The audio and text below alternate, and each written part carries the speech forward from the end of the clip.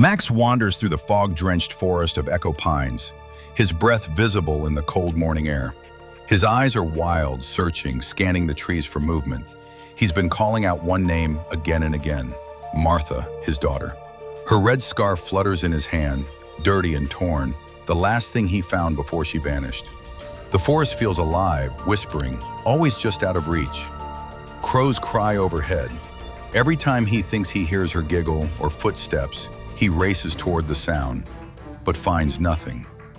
Panic grows in his chest until it bursts out in a scream, "Martha!" And then it happens. The world flashes white. Time snaps back like a rubber band. The morning dew reappears, the fog thickens again, and Max finds himself standing at the entrance of the forest, holding the scarf just as he had before. Everything is exactly as it was, unchanged, eerie, frozen in a loop. At first he's confused, then frightened. He rushes in again, retracing his steps, yelling for Martha, looking behind rocks and trees. But every time his fear overtakes him and he yells too loud, snap, the loop resets. Over and over, morning to morning, day to day. At first, Max thinks the forest is punishing him, testing him. He believes he must find Martha, must rescue her, must do it right. But something's wrong. The forest doesn't just reset at random, it reacts to his words. If he says Martha is nearby when she's not, or lies about what he remembers, he hears a deep echo, like his voice bouncing back with distortion, like the trees themselves are judging his truth. And then the loop begins again. One day, something changes. He meets a shadowy figure deeper in the forest. A tall man, impossibly still, with long limbs and a face that seems to shift when looked at directly. Max begs for help, but the tall man only raises a finger to his lips, a gesture of silence. Max turns away for just a second, and when he looks back, the tall man is gone. But in his place, Max finds a torn photograph. Him, Martha, and his wife, standing in front of a grave. He doesn't remember this photo, or maybe he refuses to. That night, Max doesn't yell. He just walks quietly, gripping the photograph. For the first time, he realizes the forest isn't a place, it's a mirror. It shows only what he denies.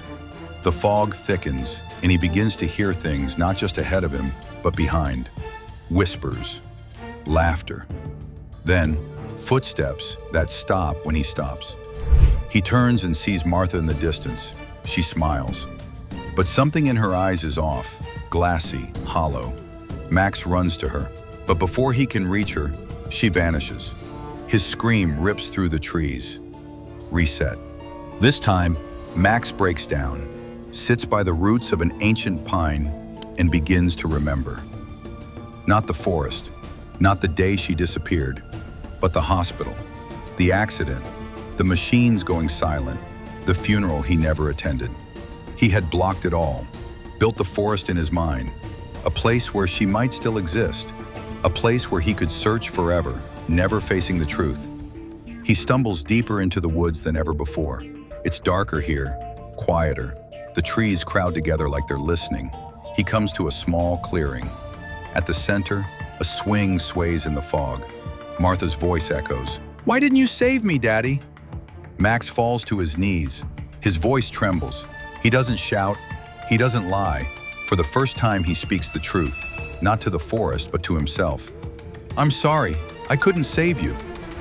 The wind stops. The fog begins to lift. Light filters through the trees. The loop doesn't reset. Behind him, he hears her voice one last time, soft, peaceful. "It's okay, Daddy." Max closes his eyes. The forest fades.